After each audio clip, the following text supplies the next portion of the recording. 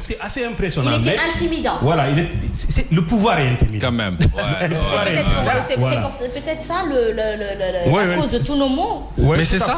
da ngay naan waaw. su ma demee dinaa ko nii mais boo nee cax ci biir. Le pouvoir est intimidant partout dans le monde, mais surtout en Afrique. En Afrique, ça tend c'est tiré sur la chefferie. C'est vrai.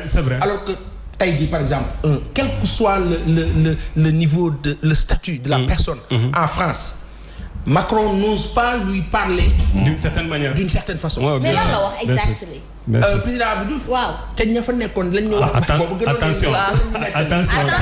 Tu as un témoin. Voilà.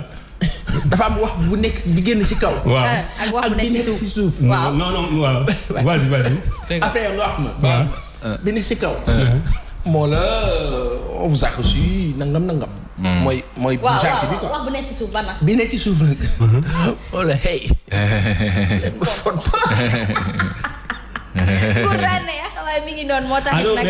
mais c'est vrai que Abdou Diouf c'est quelqu'un de très sévère, mais nous on n'avait pas peur de lui quand même. Sur une génération on n'avait pas peur de lui. Courageux que nous? Parce que en fait je ne sais pas, mais en tout cas nous il a fallu que dafa dem seet Baye Lahad dem seeti Pape Abdoul Aziz Sy Dabakh et pour qu'il nous demande ñu jàng. Bon, mais je veux dire que on savait ce qu'on faisait et j'en profite d'ailleurs tey 5 novembre la démb 4 novembre sunu benn dirigeant période boobu Abdoulaye Diouf qui a disparu malheureusement qui était un grand dirigeant à l'époque, quelqu'un de formidable. li muy wax nii jamono boobu ñi doon toj Tëngéej. waaw grévistes yu mag ya fa newoon. mu Ndiaye Cissé bii. waaw Abdou Karim Diarra. bi newoon journal Le Matin. waaw nekkoon Canada ñëwaat nekk témoin léegi. waaw Pape Alé Niang bii. Baye Alé yàgg naa tuuti bëri solo. Pape Alé yàgg naa diriger grève. Pape Alé il n'est pas un peu jeune. Kanti il est venu peut-être après. Kokon la Pape Alé. non il était laay. D'accord ok. Pape Alé de yàgg naa diriger grève. ñoom kii bëri woon ñoom Sidi Sarr ak ñeneen Sidi ñu laa nuyu bu dee yaa ngi ñu seetaan. ak ñeneen bëri. mais des jeunes mais tenaces. Bien sûr. D'ailleurs, on a créé un groupe WhatsApp qui s'appelle Génération 88. Donc toutes les personnes. Et on imagine que c'était quand même pour la bonne cause. Bon, tout à fait. C'était pour la bonne cause. Les gens ne cherchaient pas encore de l'argent. C'était pas encore notre préoccupation. Gourou Diouf nag daa métti de. waaw daa métti woon de. moo tax ay jàmbaar rek a fa bàyyeekoo.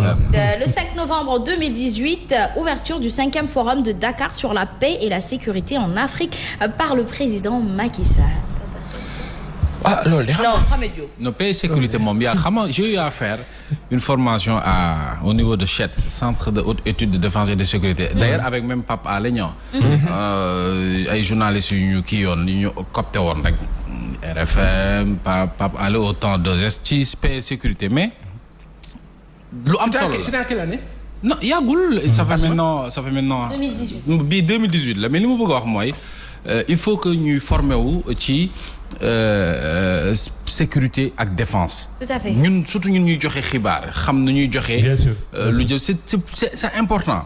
C'est pas parce que da ngay organiser ay forum dem voilà waxtaanee c'est important mais ñun ñi nga xamante ni ñun ñooy relais peut-être ak ñooñu. ak par population yi ñuy tàggat les journalistes ci sur la défense la sécurité et surtout la paix mais lu am solo le forum yu mel noonu ak sunu sous-région bi nu mu mel.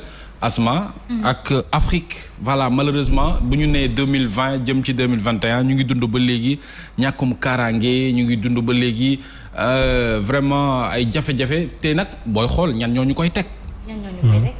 Moom naa bàyyi pa après ñan parce que aujourd'hui ñun ndaw Afrique aujourd'hui tey ñan ñoo leen sonal en fait c'est ni njiit. mais c'est qui c'est njiit ñoo ñu sonal njiit ñi rek ñoo ñu sonal. ñun suñuy devoir dañ koy def. mooy lan on est appelé peut-être à choisir dañuy choisir malheureusement ki ñuy choisir choix bi ñuy def mën na baax mën na bon waaye ñun suñu lépp def nañ ko. c'est des choix humains. mais nañu dimbali nag ñoom itam. nañ ñu dimbali en fait. te koo ci gis koo ci dimbali mu jëm ca kaw ba falu boo moytuwul day mu retourner contre yow. waaw mais gan gi tey jii. et ça li nga devrait pas se xamante ni passer moom moo di remaniement bi peut-être que mën nañ ci njort bu rafet ni président mi ngi làbbali fas gi. waaw effectivement remaniement bi boobu mën nañ ko xool si par rapport ak suñu jógee par rapport ak Covid bi. donc tey président war a def relance économique. donc boobu ba léegi ñoo la ko xaar tey mu apporter benn changement par rapport ak l'équipe gouvernementale qui était là depuis sa réélection en 2019. donc véritablement dem président en conseil des ministres wax na si c'est un gouvernement de combat. donc lui nag c'est le commandant. donc véritablement les Sénégalais ñu ngi xaar un véritable changement. donc surtout par rapport à l'emploi des jeunes. donc c'est un problème boo xam ne ça pose avec acuité donc foofu tamit ñu ngi fi xaar gouvernement bi du continuer. donc bëri na ay coow nag mais mën nañ ci def plusieurs analyses. dinañ ci ñëw di ngeen ci ñëw ci kanam. gouvernement de combat gouvernement d'attaque gouvernement fast track. gouvernement am na tuy. yu Fabrice Ngemaay. am na kii. li ñuy wax virage à 90 degrés wala virage à. 180 degrés wala. virage à. 360 mooy rapporteur bi boo ko kiiwee. waaw 360 loolu laa bëgg. merci dafa am asma loolu te fàttali ma ko. paix et sécurité. dama ci am benn wax bu ndaw. moom nga tëjee sànq bi nga nee. ñii ñu teg xaw ma lan. xam nga lan moo la dëgg bi ma dëgg bopp bokk ma bañ a wax lan moo la dëgg. ma dëgg bopp li ma jàpp moo la ma dëgg. dañu nekk ci 2012. président Macky Sall dafa ñëw. l'un de ses premiers discours li ci jiitu bokk na ci la sécurité. waaye. après sécurité li ci topp émergence. deux concepts yoo xam ni ñëwul nii gratuitement. dafa am ko ko indi France. c'est là-ça. hélas mais c'est la réalité. tubaab encore moo ñu indil paix et sécurité. maanaam le pyromane. bi la taal ba pare ne la il faut que ñu fay daay bi lii moo la dëgg bi. te mën nga ci soxla. après li ci des yëpp voilà mooy façade bi ñuy gis nii. mais la réalité. dafa am benn wax bu am solo. bu ma buggaan wax bis. buggaan Gueye Dany bii ni le rôle des médias. il faut que mu dem dans la profondeur. non je te jure. ci information. mais surtout ci yee nit yi. surtout ci yee nit yi. parce que nous. pendant réveiller les consciences. mais bien sûr. ngoog. parce que dañoo nelaw est-ce que xam ngeen ni diggante président Abdou Diouf. ba mu falo. waaw. la ko jiitu sax mais ba mu falo. ba mu fiy jógee. Radio France Internationale li ñu doon wax yëpp ay nar la. maanaam meew. RFI. li te ñun ndeysaan professeur li may xam nga ko. élèves étudiants ku ci nekk da nga doon wax ne non moi je suis abonné au centre culturel français je lis beaucoup. ouais ça c'est ñun ñëpp dañoo abonné au centre culturel français. ça c'est vrai. on était des victimes ndeysaan. non ça c'est vrai ay jàngkat yu ignorant. xoolal livre ngay lire naan dama am carte centre culturel français. c'est clair. bu ma koy fàttaliku sax sama yaram bi day daw. nga teg si lan benn rajo bu tudd. Radio France Internationale ak rajo bu tudd Africa numéro 1 di la jox ay information ba pare nekk biir Paris Omar Bongo France di ko coordonné ñu lay jox ay info ñun ñu toog fii naan man tu sais man RFI laay déglu man Africa numéro laay déglu et on a été des losers sans le savoir professeur pendant des années et des années fi ñu toll nii tey ak président Macky Sall mais yooyu yëpp la moo dajaloo. moo tax nag. peut-être Asma. xam nga li ma wax léegi c'est très important quoi mais ci affaire paix et sécurité 2018 il faut aussi rendre hommage à Cheikh Tidiane Gadio. c'est-à-dire que c'est son initiative. Donc je pense que ça aussi c'est important à le dire. Deuxième aspect. C'est vrai que le Sénégal a toujours été présent dans les zones de conflit. Nous avons fait le Rwanda. Les premiers magistrats qui sont venus au Rwanda, et toujours, les magistrats sénégalais, et toujours, l'homme doyen El Hadji Ndiaye. Les militaires qui sont arrivés, notamment Mbaye Ndiaye, le capitaine de Mbaye Ndiaye, qui a laissé sa vie. Les Sénégalais. Bon demain sud Liban tam, il y avait des Sénégalais. Les théâtres d'opération, voilà, bon les missions Nations Unies, c'est un hélicoptère. Avec ces soldats, c'est des Sénégalais. Absolument. Vous avez vu une femme policière sénégalaise qui a été honorée plusieurs fois aux Nations Unies. Absolument. Ouais. Je veux dire qu'on a une tradition. On est présent. On a une tradition de présence dans les zones de conflit. Et donc en 2018, peut-être, c'était important que les gens se retrouvent ici. Mais man xam nga 2 secondes man xam nga fan la ma laa waxee. waaw. dafa am koo xamante ni loolu da koo arrangé. d'accord waaw nii la ma kaa waxee. noonu la. la réalité mooy li xew Mali. waaw ñoom la.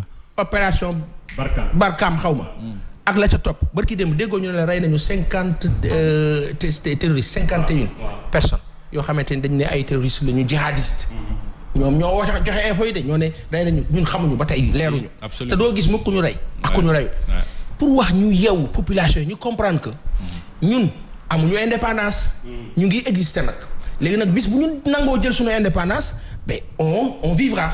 Alors on vivra et pour voir il va falloir fit bi professeur di fàttali bés bu ne li moo nekkoon suñu ay éphéméride faaw ñu jublu si que nul n'en ignore car nul n'est censé ignorer la loi. On fait place tout de suite à Mohamed Diop.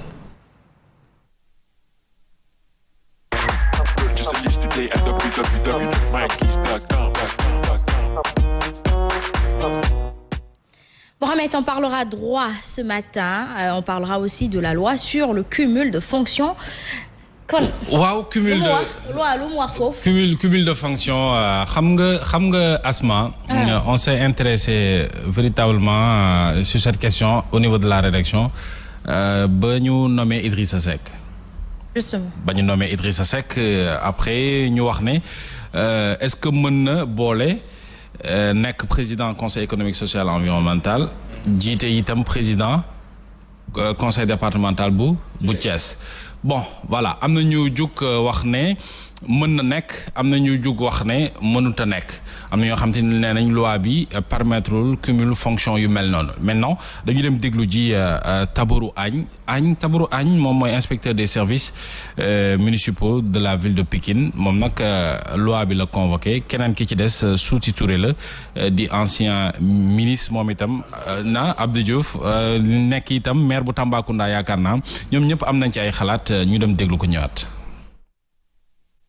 mënul nekk parce que yoon moom da ko tere depuis 96 la ñu tere loolu te acte bi dugg acte 3 changé wu ci dara donc acte bi dafa ne bu fekkee da nga nekk président conseil départemental mënoo boole fonction boobu nga nekk ministre wala nga nekk président conseil économique et social loolu moom mënul nekk donc yoon da ko tere alors donc moo tax bu fekkee Idrissa ngay wax yoon may na ko 30 jours pour que mu démissionne fanweeri fan pour que mu démissionne bu fanweeri fan yooyu motee te démissionné wul fonction bi nga xam ne moom la mujjee jot moom lay conservé donc loolu moom da yoon da ko tere waaw war nañ ko changé parce que amul benn solo France déjà ñoom nekkoon nañ ci waaye changé nañ ko parce que bi ñu demee ba xam ne doxul changé nañ ko donc loolu du tax day retarder collectivité locale yi. gannaaw bu Macky Sall ci waree liste ñi war a bokk ci gouvernement bi laaj jib na fu ne ñeel mbirum ñaari mandat yi misaal gi di Idrissa Seck bi nga xam ne ni mooma mooy président conseil départemental bu Thiès yokk ci it ndombol tànk gu bees gi nga xam ne moom la ko Macky Sall takkal ci gis-gisu Souti Touré nekkoon fi jawriñ ci nguuru Abdou Diouf nekkoon it maire bu Tambacounda daa jàpp ni lu ni mel warut am benn nit kott warut a am ñaari ndombol tànk ci gis-gisam lii yëpp Abdoulaye Wade moo ko sookee moom jawriñ ba woon jàpp ni Sénégal am na fi ñu xarañ ci wàllu wuni looloo tax faw ñu yaatal géew gi ñi nga xam ne ni am nañu xam-xam ak ñi nga xam ne it am nañu mën-mën ngir ñu wone lu ñu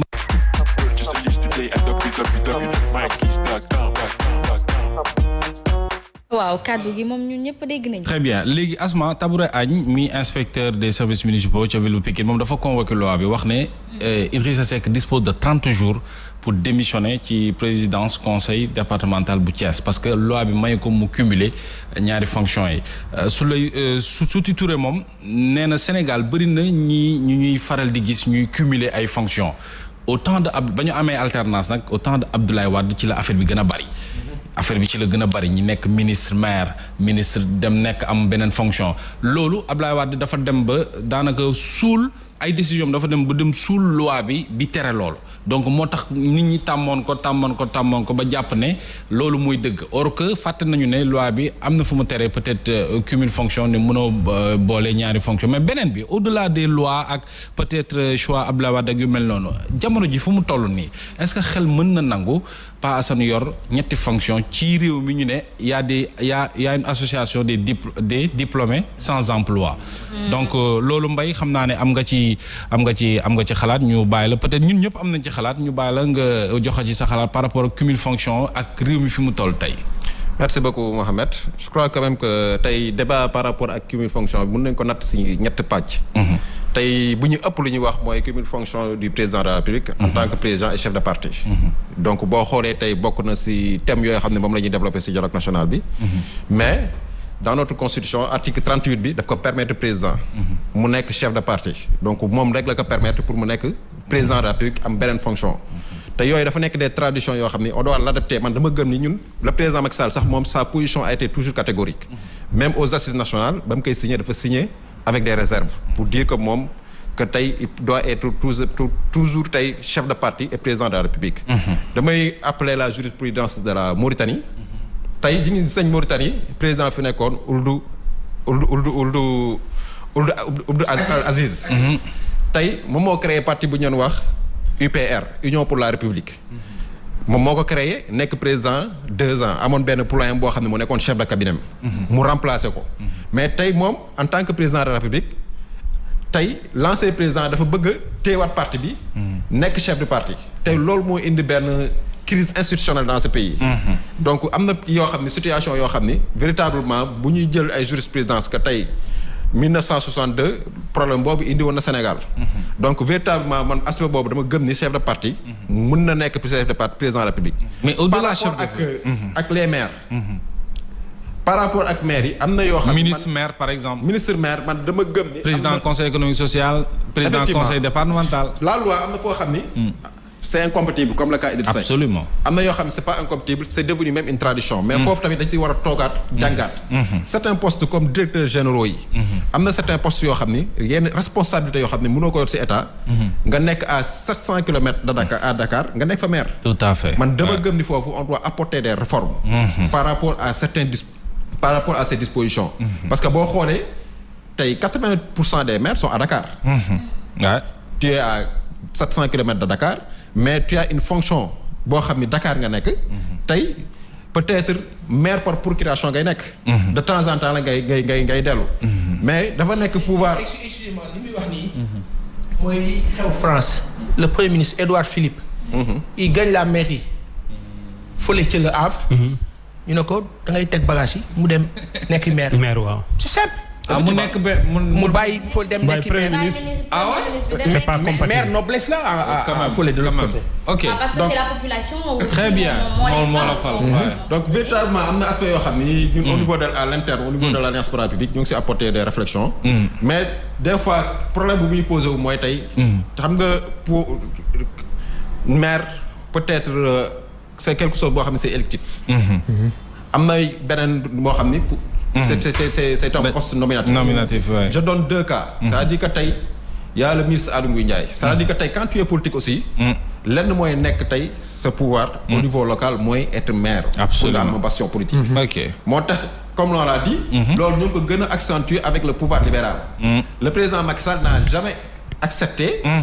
de se déduire avec son poste de maire dama leen raconter benn anecdote à un moment donné le président en 2009 il avait décidé que day bàyyi la mairie de Fatick avec Sitor mais les gens lui ont conseillé que stratégiquement ce sera une erreur parce que tey en tant que leader politique da ngay am bastion local doo ko dem boo bàyyee sa poste mairie kenn koo xam ne demee sa poulain la demee il peut retrouver dem feneen. looloo leen boole ñoom ñaar. pourtant loolu effectivement loolu moo leen boole et pourtant la réalité aussi que mooy. après Sitor 2 mois après il a quitté l'Alliance pour la République pour aller au PDS. voilà. pour jëlaat maire bi. donc tey Aly Ngouille Ndiaye bénéficier de la confiance du président. Macky Sall génn na ko si gouvernement bi mais dellu na Linguère nekk maire. donc tey bu nekkoon maire bi daf ko jox keneen. politiquement il sera réduit à néant dans cette zone. D'accord, parfait. Il y a le cas de Omar Youm. qui est maire de Thiadiaye.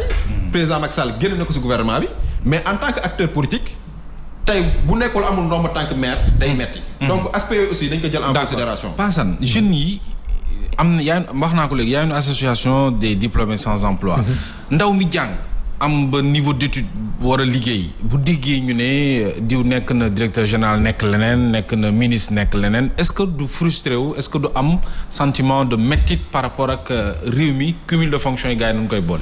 dañ koy foqati ci moom di c'est ce qu'il ressent. en fait li mu laaj nii dama ci am attristation. xam nga lu tax sànq ci yoon bi rek damay dégg dañu ma annoncé ñu ne ci victimes yi des ci géej. am na si 7 étudiants. waaw. vous imaginez un étudiant bu war a jàngi. di xalaat moom dem dugg si gaal. quelqu'un soit qui doit comprendre ce qui se passe. mooy que kooku amatul espoir. donc pour confirmer li ngay wax ne ci thèse bi li fi xew mooy dafa am benn groupe bu ndaw sama benn papa nag wax na ma démb ci nopp mu ne ma bëgg nañu sunu maam Ablaye Wade lool waaye idéologie libérale bi bokk na ci ay faayam ku mën sa moroom duma maanaam le libéralisme course de rek bu ñu déparé ku raw rek gàddu nga gàddu lépp taxaw capitaliste te ña sa des mooy loolu différemment du socialisme qui était dans une logique de partage pour tout le monde jamonoy président Abdou Diouf ak jamonoy Senghor lu Sénégal metti baa xam ngeen ni ñaari jamono yooyu ñoo tane yi ñu dundee après nag le libéral mën nañu wax oui ñun ñoo fi indi autoroute à péage ñun ñoo fi on a changé les choses mais changer les choses pendant que les gens meurent aussi mais est-ce que c'est pas l'émergence qui nous coûte un petit peu cher c'est pas la modernité qui nous coûte cher doy na waar daal man daal yéeme na de réew mi